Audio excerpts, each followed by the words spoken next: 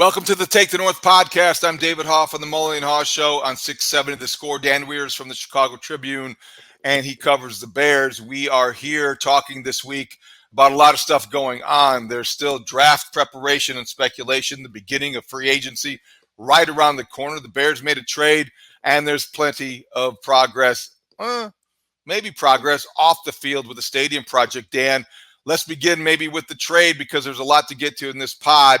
What'd you think about the Bears trading a fifth-round draft pick for Ryan Bates, the interior lineman from the Buffalo Bills? Never a dull moment on this beat, David. And I think obviously the first reaction to that trade was, wait, Ryan Bates? Why do I remember that name? And then you rewind 2 years and remember that in Ryan Poles' first offseason as general manager, he tried to sign Ryan Bates, who was an exclusive rights free agent from the Buffalo Bills. The Bills ended up matching that deal and keeping him. And then 2 years later, Ryan Poles is able to get Ryan Bates, this time at the cost of a fifth-round pick. The first question I have is the vision that they have for Ryan Bates. If they do believe that, as Brad Biggs has insinuated heavily, that he can come in and be their starting center in 2024, and they're very confident in that, then I'm okay with the cost of the trade. If he's just a swing interior offensive lineman, I have some follow-up questions for Ryan Poles and his group that I'd like to get my arms around. It's a complicated deal because the Bears are in a position where you want to have your draft capital, but if you can use that draft capital in ways that allows you to plug obvious holes that push your starting line of your depth chart forward, then I'm all for it. But again, I think a lot of this is going to come back to how Ryan expresses the vision of what he likes about Ryan Bates. And then obviously this opens the door for us to discuss what's happening in Buffalo, because Ryan Bates was not the only player to clean out his locker in Buffalo and be headed out the door in different scenarios. I think that's why there are questions still a couple days after the trade, because on Tuesday, the Bears make the trade for Ryan Bates. On Wednesday, they make a bunch of salary cap moves in the name of getting underneath the cap. One of them was cutting a Pro Bowl center, Mitch Morse. So you wonder, again, naturally, why would you cut a center with Mitch Morse? They're understandable, they have to get under the cap, but why would you trade Ryan Bates if you were going to cut the person starting instead of him at center?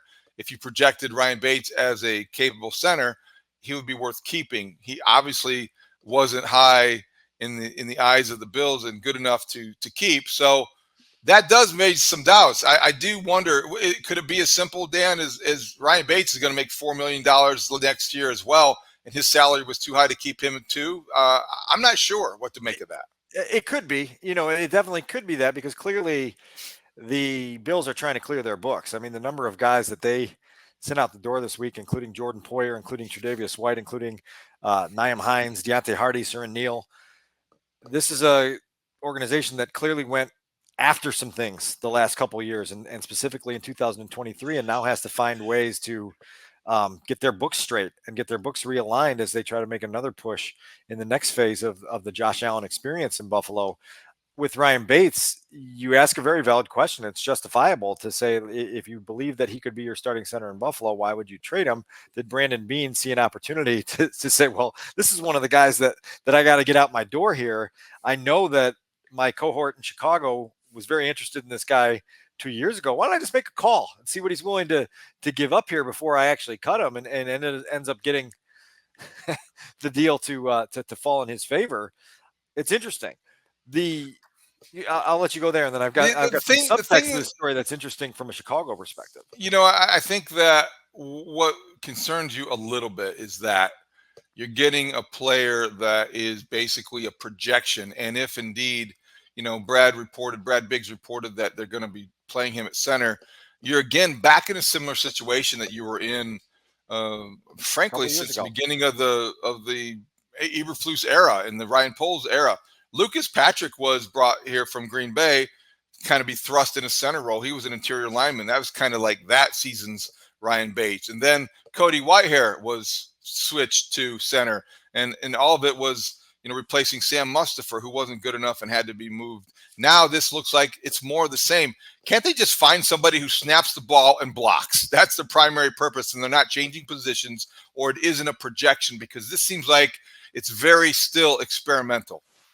Yeah, and you better find somebody to anchor that position soon. I think in an ideal world, you would have somebody that comes in, particularly if you're going to pivot to a rookie quarterback with some veteran experience, somebody that can have a little bit more stability up front and be in control of things as a rookie quarterback. In this case, likely Caleb Williams gets his feet under him. And then you have the luxury, if possible, of drafting a center in April that you can develop and get ready for when he's ready, and then you're able to play the timeline game a little bit better. But you better get that position solidified in a way that is suitable, because you can't keep playing the revolving door game there. It does not help the development of a quarterback, as Justin Fields and Mitch Trubisky can attest to, when they're constantly switching back and forth.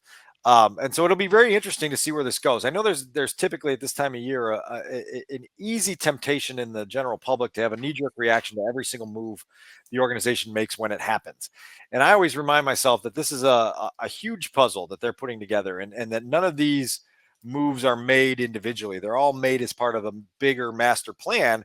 And so you always hear me. You've talked to me and known me long enough to know that that first week of May is my favorite part of the year, because then the roster is settled and you can see it all through the big picture lens, and you can say, oh, okay, this is what they did with this amount of salary cap room. This is what they did on the offensive line. This is how they fortified the running backs room, whatever it may be. There's a bigger picture that needs to be viewed in totality rather than just the individual moves, which can cause quite a bit of consternation and excitement and hyperventilation when they happen, which I believe kind of happened in a small way here with this Ryan Bates move the other day. The other interesting part of this, David, that's kind of fascinating here is that for most NFL organizations, a fifth round pick is kind of a shrug territory. It's day 3. If you grab a guy that can play special teams for you and in the grandest scenario eventually become a starter for you, then great. But it's really not some part of the draft where you're constantly finding major contributors. And yet I'm going to read you the names during my years on the beat in Chicago, where that's been kind of the sweet spot of their drafts. Jordan Mills, Adrian Amos, Jordan Howard, Jordan Morgan, Bilal Nichols, Darnell Mooney, Travis Gibson, Kendall Vildor, Larry Borum, Dom Robinson, Braxton Jones, Noah Sewell, Terrell Smith. That's a pretty good return on fifth-round draft picks during the time that I've been covering the team. And so it almost skews the perspective on what a fifth-round draft pick is actually worth to most teams in the league, because the Bears have had such strong success there. Of that list I just read you, really only Jordan Morgan and Dom Robinson are guys that didn't pan out, into what you thought you were getting there with the day 3 dice roll. The rest of those guys, I mean, Adrian Amos was a really good player for you. Jordan Howard was a really good player for you. You think you found a diamond in the rough in Braxton Jones. There's great hope currently about where Terrell Smith can take his career. So that is the opportunity cost that comes with getting rid of that pick. Puka Nacua, I was reminded several times this week, was a 5th-round draft pick last year and ended up going to the Pro Bowl and having himself quite a record-breaking year. So, that's what you're giving up to try to fill a hole before you get into free agency and as you continue to solidify your draft plan. Yeah, I initially had kind of dismissed that idea. I thought 5th-round draft picks are kind of lottery tickets as well. And then I saw that list of Bears 5th rounders who had come through. And then I started to wonder, wow, okay, that now feel a little dumb. But at the same time, were those guys successful because they were joining the Bears, or because they were, NFL players at above average NFL players? And I guess that may be an unfair way to look at it. You just don't know. Every pick is different. They have had success in the 5th round. There's no question about that. When you're a bad team, opportunity exists, right? You can come in as a 5th-round pick and earn a leading role a lot quicker than you would otherwise. You make a good analogy with the lottery ticket. It's just that the Bears have beaten the odds with how many times they've scratched off that ticket and been like, whoa, $25. I got to go take this back to the gas station and get my money. They are. And in the current context of the roster now, I wonder, is it, are we saying are we saying that Braxton Jones is a smart pick in a 5th rounder because he's, was overlooked by everybody but the Bears? Or are we saying that he's really been on the field for 2 years because he's playing on a team that has lost 24 games in 2 seasons? So it's either or. I just look at it as, if you are going to trust Ryan Poles with the biggest decision of this offseason, and that means you trust his player evaluation skills, this is kind of like a check a box pass fail off season, right? If you're going to trust Ryan Poles to evaluate the talent, I guess you're going to have to trust him that he thinks there's something in Ryan Bates. There's got to be something about this guy the Yeah. way he snaps the ball or his crouch in the shotgun. I don't know what it is, but it's got to be something that makes him still want this guy 2 years later and to give up a 5th-round pick. Yeah, no, I mean, certainly he's been a priority twice now for him, and so probably the next time that we'll officially hear from Ryan Poles will be at the league meetings in a couple weeks. Those are closing in. We may hear from him briefly next week. It'll be interesting to see what they do in free agency and how they handle the unveiling of whoever it is they do sign. But he does have to kind of give us that vision, right? And we have to get a better understanding of why Ryan Bates is here now and what they envision doing with them. And then we'll take it from there. It's an interesting time, because you're trying to fortify a lot of things. The other, I guess, wrinkle in this is that this year's draft class is sort of seen by a lot of people in the league as having a day 3 fall off, that this isn't a class that's been flooded with early entrants. NIL money is keeping guys in school longer than it used to. And so day 3 of the draft doesn't seem as plentiful with talent as it has in recent years. And so that might be part of the calculus that Ryan Poles and the group at House Hall use to say, you know what, we don't really love that part of our board this year. Let's just give this pick up, get a good night's sleep, feeling like we got an offensive lineman that can help us in some way and move forward with our lives. And are we sure the Bills know what they're doing anyway? I mean, they did sign Mitch Trubisky again twice. Mitch is back to Buffalo. So Chicago, Buffalo, Pittsburgh, Buffalo. Still, those people that were worried about Mitch Trubisky's exit several years ago, that he was going to go on to greener pastures and prove everyone in Chicago wrong, that they didn't set him up for success and he was going to be star elsewhere. Those fears have been a little bit dismantled over time, and hopefully Mitch finds a nice home with a locker stall near Josh Allen and can be ready to go in a pinch. That's pretty good security. And yeah, he's where he's returning to a place where he was appreciated. And hopefully, he has a long career. He's a nice guy. He just never really, he's a constant reminder of the worst pick in Bears' recent memory, first worst draft pick. Okay. So my next big question regarding free agency is, will the press conference to introduce Saquon Barkley be Thursday or Friday? Which year? 2032? Next week. He's the guy. No, that's your guy. That's your flavor du jour. That's the guy you want. We had a lot of fun on the Mully and Haugh show. I think everybody, when you go into free agency, they've got a guy. They've got a guy. When you got a team like the Bears and you cover a team with that much cap space, and you say, okay, name somebody in free agency, if cost were no object, that you would like to see the Bears pursue and sign. My guy was Saquon Barkley. I'm on Christian Wilkins because it's the guy in the middle of the defense that brings that edge, complement to Montez Sweat, and all of a sudden you make a lot of other teams lose sleep at night trying to figure out how they're going to stop your defensive front. With Barkley, this is something that I've talked about a little bit. You're not yet, in my opinion, in what I refer to as splurge and surge mode, where it's okay, now's our chance to go out, attack the free agent market, get a guy that pushes us over the hump, and now we're in championship contention mode. Barkley, would this be year 7 for Saquon coming up? And he's got some wear on him and hasn't been able to stay durable for the duration of his career. And when healthy and at his best, really good, really dynamic, really capable of doing a lot of things as a runner, a passer, multidimensional threat for you. I just don't know that that's the position that you want to, at this stage of your championship building process, want to go do that with, when you've got a chance to kind of invest in your team otherwise. So fun for a few days. It'll be good to talk about. And then when Saquon signs with the Texans next week, we'll pivot. It's easy to talk yourself out of the Saquon Barkley idea because you're right. Common sense, conventional wisdom says he's going to get injured anyway. He's at the downside of his career. There's a lot of reasons why it doesn't make sense. And then you're like, wow, what if he were in the backfield? Caleb Williams was your quarterback. You have DJ Moore on one side as a wide receiver. You have Rome Odunze on the other. Then you have Cole Kmet in the middle. That's a pretty dynamic offense. Shane Waldron looks smarter that way. Made for a social media billboard, right? I mean, we've seen them all floating around. It's 6 mug shots with Bears logos behind them, all pasted. Like, could you imagine if this was the Bears offense going into week 1? And then you just named Cole Kmet, DJ Moore, Caleb Williams. I read it in those voices because that's what people are doing on social media. They're reading it out loud in that voice. You know what gave me pause? Barkley.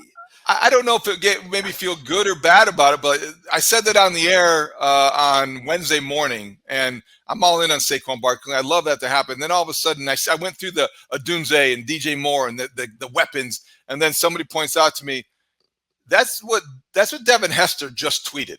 Yeah, he had a billboard with all those guys on it. I'm like, okay, is that good or bad? That's the world we live in, right? It's Right. social media, it's free agency driven. On a personal level, the next 12 to 17 days are uncomfortable for me because it's so much of this stuff. And then eventually the dust settles and you say, oh, they signed Tremaine Edmonds and TJ Edwards and we didn't talk anything about them before free agency began.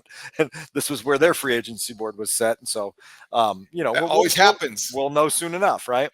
Okay, so we also have to explore a couple other positions. I know we'll get more into it next week, but you mentioned Christian Wilkins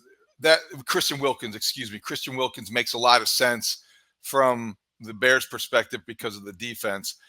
A couple guys on the scrap heap, if you will. Justin Simmons cut by the Broncos in a salary cap move, a safety. Xavier McKinney out there because of the Giants issues. Diggs is out there because of the Seahawks issues. All safeties, all veterans. Do you think that the Bears will go the veteran safety route in free agency rather than draft Eddie Jackson's successor? Well, I'm trying to find the list that I saw today because it was startling to see how many of these guys were out there. You named a handful of them with Simmons, and obviously Eddie was cut here, and now Jordan Poyer's out there, and Micah Hyde's out there, and Diggs, Jamal Adams, back out there. Darnell Savage. Jeremy Chin, Darnell Savage, CJ Gardner-Johnson, Jordan Fuller. I mean, it's when you talk about supply and demand dynamics, you're like, man, you can wait until the third wave of free agency, get one of these proven veterans on a 1 year team friendly deal and just march forward without any regret. It's that supply and demand curve is unbelievable this year on the safety market. And in a year where the Bears are obviously looking to replace Eddie Jackson, there's certainly going to be some options there that give you that capability. And again, I've said it before that I always appreciated Ryan Pace's approach to free agency, where it was let's at least find ways to plug holes so that we're not desperate when the draft gets here. If the draft board breaks in ways that we don't expect, and we're not able to target a certain position, or somebody else falls and we want to scoop him up, at least we've used free agency to get us to a place that we feel comfortable with. And the safety market's certainly going to allow for that kind of flexibility for sure. Do you think they sign a veteran quarterback to be a bridge guy? Do you think they do that before they're able to trade Justin Fields? The second question is far more interesting to me, because it's just you would imagine that they have had long, hard discussions internally about what do we do to provide that support system for Caleb Williams if we decide he's our guy at number 1 overall. Because the Justin Fields trade market has materialized the way it has, it leaves you in a very awkward position. If they sign, and you know this from the month of December, Jacoby Brissett, for example, next week, and you start to go, okay, well, this is obviously a tell here, right? That they're lining up a backup quarterback here to be a mentor. Now you've got this awkwardness that you've got to sort through while you're still trying to figure out where Justin Fields is going to be. If they have dreams of keeping Justin Fields around and pairing him with Caleb Williams, which I think you're on board with me in saying that's a disaster and this city can't handle it. And yeah, exactly. That's how I feel about that. I'm allergic to that idea. I'm allergic to it as well. But you're going to have to declare some things here in the coming weeks. And that's why your question is so interesting, because the signing of a veteran backup is a declaration, of where you're headed. And I know it's pretty much been declared anyway, but it'll certainly create some confusion in conversation. Nathan Peterman, also a guy that has been working, I believe, in Florida at the same place that Caleb Williams has been training. So maybe there's a great inner confidence in the building about what he is as sort of that that guy in the mentor role who can sit in that room and help a young guy along. The Caleb Whisperer, Nathan Peterman's next job. Not only does he throw Hail Marys on last plays before first halves, he can get Caleb Williams to laugh. I almost put out a tweet But I know that nowadays is not the day for sarcasm to go over well. But I almost put out a tweet to the effect of the one guy that no one's talking enough about at this time of year is Tyson Bagent. Why are we screwing around with his future the way we are right now? Exactly. Exactly. Poor guy. I'm glad you didn't tweet that. I'm glad for your sake you didn't tweet that. All right, so we'll continue to talk about free agent possibilities next week when it officially begins, but it's fun to speculate. Dan, on Friday morning in the Chicago Tribune, you're going to have a story on Caleb Williams, of course, the subject of the week, the subject of the off season. And I think it's interesting to look ahead of what you're going to report in that story, as well as look at some things that have been out in the news this week about Caleb Williams, both from Albert Breer and then last time you wrote about Caleb and Caleb Confidential. I guess, is this part 2 of Caleb Confidential? Yeah, to some extent. The first part was kind of a Fields Caleb combination, and then part 2 was last week. We'll get to that in a second. The piece that you reference on ChicagoTribune.com Friday morning is kind of a look into the next few stops that the Bears are going to make to get an audience with Caleb Williams. The ice was broken in Indianapolis during that meeting in the suite at Lucas Oil Stadium, and the next stop is Pro Day in LA. You imagine they're going to have a private dinner somewhere along the line. The hope would be to schedule a private workout if Caleb's team is agreeable to that. And then obviously you cap it all, you punctuate it all with the top 30 visit to Haugh, where you get an entire day to spend with them. And so I kind of talked to some people on the record and on background about what each of those stops are good for. And so I'll just give you kind of a summary, and then you can check out the entire piece. The Pro Day is a place where nobody's going to walk into the USC Pro Day and be like, oh man, we're looking to change our evaluation of who Caleb Williams is as a player. That's pretty much solidified at this point, but you're looking at stage presence. You're looking at competitiveness. That was a word that came up multiple times. I was like, really? You can really dial in on a competitiveness in a pro day setting? And multiple people said, yeah, you can see it. You can feel it. You can feel the way a guy's handling that setting. You can see the way he's communicating with the guys he's throwing to. You can see the way he's communicating with the guys that he's not throwing to, that are just around, or defensive players that are doing things. You can, get a sense for the overall stage presence there. There's a sense that there are times where quarterbacks go out in their pro day and they're trying to fake the leadership part, and they're trying to be extra vocal, and it just comes across as artificial.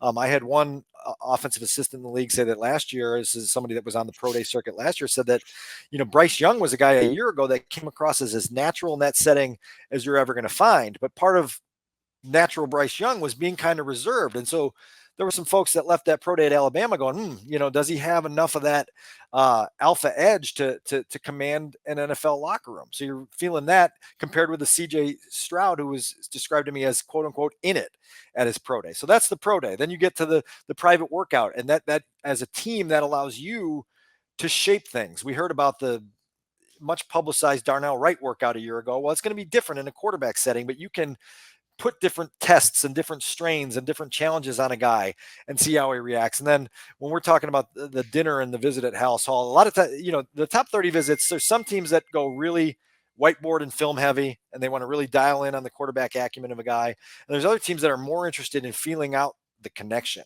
What is it like when this guy's interacting with people all over our building? How does it feel? Does it seem natural? Does it seem like you can see him in your building as an employee for the next 10 years? And you get that home turf setting to say, like, does this make sense for us? And so it's going to be fascinating there to feel that out. The dinner, we know what came out of the Mitch Trubisky dinner in 2017. It was a moment that Ryan Pace and his crew felt solidified for them that Mitch was their guy. I think for a lot of people, it's okay. Like, is this dude in front of us comfortable in his own skin? Is he mature? What is his energy like? And do we feel, the connection piece of this, David, I think is really important, because in order to take a young quarterback to the next level, that connection has to be there every single day. And I think those parts of these stops are going to be important to gauge that. Something tells me Caleb Williams will not be driving a Camry at dinner. No, I think he's got a nicer car. He had a better paying gig at USC than Mitch had at Chapel Hill. But the point's well taken. All these are impressions, and you're compiling information and making your own judgments, mini judgments along the way. And I think that's why it's interesting. You don't know. Maybe you think but you're getting to know somebody who's going to eventually be your boss in some ways, not necessarily literally, but I think that he is the de facto CEO and you're trying to hire him. So every little impression counts, which is why I think, that segue into two things that we can look at, can compare and contrast. Albert Breer's report on SI.com this week about Caleb Williams from the combine, and then your writing about Caleb Williams as well. And so, Dan, I will read these two passages and we can talk about what they mean and how they're different. Starting with Albert Breer. Quote, in dispatching his scouts to all-star games, polls directed evaluators to ask about the 2022 Heisman winner when they interviewed Oklahoma Sooners or USC players or others who crossed paths with Williams. The returns there were good. Sometimes you can get awkward pauses if players are lukewarm on teammates they're asked about. It was the opposite in this case. The mention of Williams' name brought about a lot of smiles. All right, that's Breer. We can comment on that after I read yours, but my first reaction to that is also like, that was information that likely came from the Bears. So that's very interesting that is why that is the perception that they're advancing and forwarding out there. This is from Chicago Tribune's Caleb Confidential, written by you. Quote, what Williams' teammates tell NFL teams privately during the pre-draft process will also fold into the quarterback scouting report. An executive from one team expressed surprise at how muted the praise for Williams had been from USC players during private meetings on the All-Star game circuit earlier this winter. Quote, that's a bit of a red flag when he's this good of a player, the executive said. You just don't get that confidence that he is an undisputed leader. You walk away with questions like, is he going to be the guy in the locker room that guys follow? You want your quarterback to be the one everyone in the room is following and looking up to. With Caleb specifically, can he be that guy? I honestly don't know. Back to you. Inside league circles, Williams has been described as having a bit of an introverted personality that can make it hard for others to connect. He also has personality eccentricities, the executive said, that at a minimum will have to be acknowledged and managed. Quote, he's not just your normal grind, work hard, guy's guy quarterback, the exec said. He's very different than that, and that can be okay, but you at least better be aware of that. End of quote. I thought you made a nice discernment there in understanding that Albert Breer's reporting on where the Bears are leaning coming out of the combine almost certainly comes with intel from inside Halas Hall. With the intel that was in that passage, it leads you to believe that they are leaning towards drafting Caleb Williams, and they want the outside world to know that they feel really good about it, as you should if you're going to draft a player at number 1 overall. It struck me when I read it because, as I said, a week earlier, I had conversations with someone who told me they had the exact opposite experience when they were talking to players on the same All-Star game circuit at the Shrine Bowl and the Senior Bowl and the games that are played in January and early February. And just remind you that there's a lot of messaging that goes on at this time of year, and you kind of have to filter through it all and try to figure out where it's coming from and what its intent is. I think you're going to have mixed messaging on Caleb Williams for the remainder of the draft process. I think you're going to have mixed messaging on Caleb Williams after the draft is over because he's a bit of a complicated personality in that regard, where I do think there are a lot of people that do enjoy playing for him, that do appreciate what he's about. And then there are the things that you read in the quotes from that exec that I talked to that say, okay, not necessarily that this is, sound the alarms and let's panic, but let's be aware that there are things here that struck another NFL team as, okay, I'm not necessarily hearing universal enthusiasm from people that were around Caleb. I'm not necessarily certain that he's going to connect with every single guy in the locker room the way, say, a Justin Fields has. And so, again, that exec's quote was great, where it's, that can be okay, but you at least better be aware of that, because it's a reminder to me also of the dozens and dozens and dozens and dozens of things that the Bears have to be aware of in trying to set this whole thing up for success beyond just turning in a card on April 25th and being like, that's our pick. I definitely don't want to be gullible, and I don't want to be somebody that just overreacts to impressions. But these sound like we're talking about two different quarterbacks. These passages, the one that you got from the executive, and the one in description of Albert Breer, which clearly came from the Bears. And then you factor in, I'm factoring in my own observations from 10 minutes at the podium and 10 minutes on Pro Football Talk Live, and the isolated interviews that we saw from Caleb Williams in Indianapolis. Those snippets, whether he was performing or not, whether it was an act or not, were definitely impressive and closer to the characterization that Albert Breer presented than the one that your league executive presented.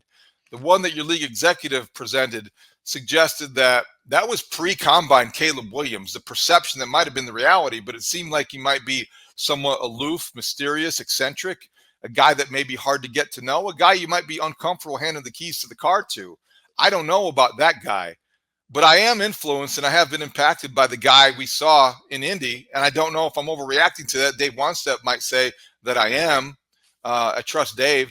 And I think a lot of old school football guys might be thinking that was maybe a little performative, possibly. You got to keep an open mind. But Dan, I can't get over how stark contrast those two portrayals really are. Because one guy, I'm like, all right, let's go on the way to the Super Bowl. And then you slow down, like, well, are they drafting Ryan Leaf, or somebody who's a mercurial #1 overall pick? And it's like, what are you doing here? So I think that it just reminds us to maybe we do need to slow down. Well, I think it's also a reminder of how many layers are inside an NFL building. You can come across one way to the head coach and the general manager, and then you get in the locker room and you're trying to relate to a whole group of guys that are different ages, from different backgrounds, with different interests, with different personality quirks. And in the quarterback position, you have to be that hub of energy. I've talked about it a lot since the Jay Cutler days ended, because so many guys that were around Jay, that even guys that liked him, said like he just wasn't that guy that you could go plug into, because he didn't have that personality. And the guys that are great at it, in that regard, can be that battery pack, can be that charging station where it's like, okay, we're in a little funk here. We got to go plug in here. And we need to know that our quarterback is the guy we can plug into. It doesn't necessarily seem unanimous from people that I trust, that teammates that Caleb's been around feel that way about him. And so you have to sift through it all. It's why there's so much at stake here. It's why the evaluation has to go so in depth. It's why what we talked about leading up to those passages is so important, because you have multiple opportunities coming up to get in the same space as Caleb, to ask him about those things, to feel those things out, and then to ultimately give yourself the volume of information and instinct and gut feeling that you need to ultimately rubber stamp that pick, which seems to be where the momentum is headed.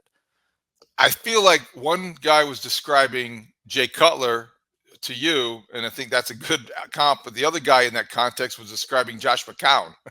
And one guy who you want to hug and one guy who you want to bristle at. And so, yeah, I think just continue to evaluate the information as we get it, and the portrayal will become, or the picture will become a little bit clearer with each passing day. Okay, there's two last things I think we need to cover before we get out of here.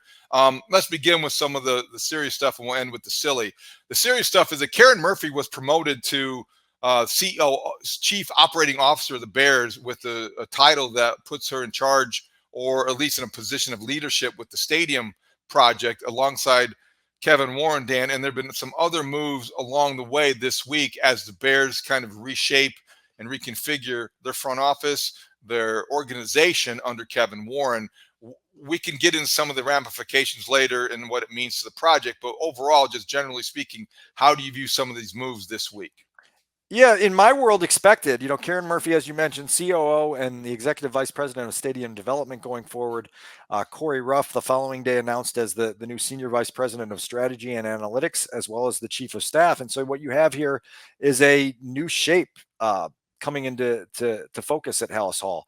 I think if you followed our discussions on Kevin Warren when he was hired, our discussions on Kevin Warren as he got his feet on the ground at Haugh Hall and started to survey the land, you knew things like this were going to change, that there are going to be departments that expand, that there are going to be resources that need to be enhanced, that there are going to be people that he connects with inside Haugh Hall that he wants to elevate on his team, and there are going to be people from outside the building that he wants to bring in to be part of his team. And so I think this is like, the second off-season cycle of Kevin's vision of putting his fingerprints on things to generate that organizational momentum and that championship mindset that he talks so much about. And now, we always talk about it. The results are what matter. All these new titles and these fancy descriptions and everything else that come along with it are all fluff until they're backed by something that shows you tangible results of what the Bears are aiming to accomplish. And so that's the next step of this. But to me, and you probably agree with this, it's just a hard and fast declaration that the status quo has changed at Haugh, and there's a new vision and a new direction, and it's going to be fluid for a little while. And the latest appointment comes on Thursday afternoon. Mika White Morris appointed the Executive Vice President of Revenue and the Chief Business Officer. Lots of names in a title. Another change in the offing, maybe not the last one, as they continue to kind of reshape everything. Next week, when we talk about what's ahead for the Bears Stadium project, and maybe take a closer look at what's going on the lakefront, what's going on in Arlington Heights, we'll talk about some of the impact that Karen Murphy could have and what her hiring and promotion could mean to the project. So stay tuned for more changes in the Bears organization. All right, let's wrap up with the most important development of the week. It was Wednesday night, and all of a sudden, Bears Twitter was agog with the image of Matt Eberflus sitting next to Matt LaFleur, the Flus and the Flower, at a Marquette game in Milwaukee. Matt LaFleur eating popcorn. Matt Eberflus drinking what appeared to be some sort of soda drink, maybe a mixed drink, maybe vodka and soda. Who knows what it was? But they were both wearing hoodies, and they both looked like they walked straight out of a Flag and Anthem shoot, and they were both talking ball, I assume. What did you make of Flusy next to the Flower, and do you have any problem with the Bears coach sitting next to the Packers coach in a public setting? First of all, I like that, the Flus and the Flower. It almost sounds like a Disney movie that we can sell the script rights to. But if you know anything about 2024 Matt Eberflus, you know that drink under his chair had vodka in it, and it was probably a double. That Matt was going hard at that Marquette game and trying to have his new image be out there the way it is. I have zero problem with these guys getting together. They didn't go to the game together. It's my understanding that Matt was there as his daughter starts to take college visits up in Milwaukee. It just happened to be on a night where Matt LaFleur was also there. They saw each other, sat down for a few minutes. They weren't carpooling or spending the night together at the famed Courtyard Marriott in downtown Milwaukee. It was just an interaction that nowadays is always caught on social media. I have not listened to it, but I heard you caught some pushback for not having enough of a problem with a Packers coach and a Bears coach socializing in a public setting like this. Yes, I did. It was during our Island came for you with the boat. Definitely, we need to cross promote on the Mully and Haugh show on the Extra Point on Thursday morning. Dustin Rhodes and Mully took issue with the image and what it would represent. I said, keep your friends close and your enemies closer. Did not have a problem with it in this day and age. That was roundly dismissed as a bad opinion. Everybody is entitled to their own. I think it's fun, but you can check that out on the Mully Haugh Twitter feed if you want to go check that out. Dan, but you're right. Flusy has his daughter on a college visit, and they were going to a Marquette game, and he thanked, I think, in a Tom Pelissero statement, didn't he thank Shaka Smart for getting him the tickets? Shaka Smart, I don't know if you knew this, Dan, noted Cub fan. Grandfather used to take him to Wrigley Field, and grandfather lived in Chicago, so Shaka Smart, big Cub guy. So another reason to like Shaka. Yeah, I was in the college basketball world when Shaka broke through and took VCU to the Final Four when he did. So that's interesting. I didn't know he was a noted Cub fan. I was Team Shaka during that final. I found out, I wrote a column on Shaka, found out he was a Cub fan. He picked up the phone right away. He returned that phone call because it was a Chicago Tribune. Now he's throwing out tickets to the new look coach of the Bears, who's he's living his best life right now, right? I mean, Matt Eberflus is really living his best life right now. By the way, I'm going to try to get a picture at the league meetings in Orlando next week of anytime I can get Ryan Poles and Brian Gutekunst near each other. I'm going to try and sneak a shot of them, and then we'll try to really set social media ablaze with this marriage between the Packers and the Bears that's getting way too harmonious for the meatballs. Just officially to wrap this item up, this is from let's say a Marquette source. Believe it or not, it was totally coincidental. They each went through different sources to get their tickets. Once they knew they were both at the game, the team asked if it would be okay to have some fun with it, and they both agreed. It was a cool moment. All right, so that is the end of the Flus and the Flower, and we appear to have breaking news on a podcast. How about that? breaking news on the podcast. I don't even think there's a sponsor that we need to cite like we do if it's on the radio, but we do have breaking news on the podcast. And so everything we just said about Jaylon Johnson, I think we can call that history. This is breaking news. Adam Schefter reporting that the Bears and Jaylon Johnson have a deal, 4 years, terms not disclosed yet. Hey guys, I just saw the terms. So 43.8 guaranteed, according to Jeremy Fowler. 76 million overall. Okay, there we go. Yes. In real time. Well, we're reacting in real time. 4 years, $76 million with 43.5 guaranteed. Dan, first reaction.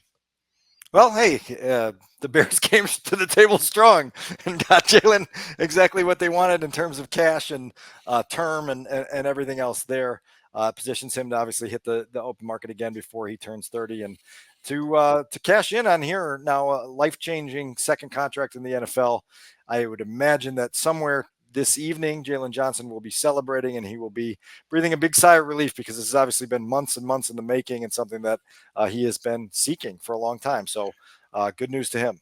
Yeah, the next appointment in terms of Bears release might be Jaylon Johnson hires an accountant because he's going to need somebody with all the new money.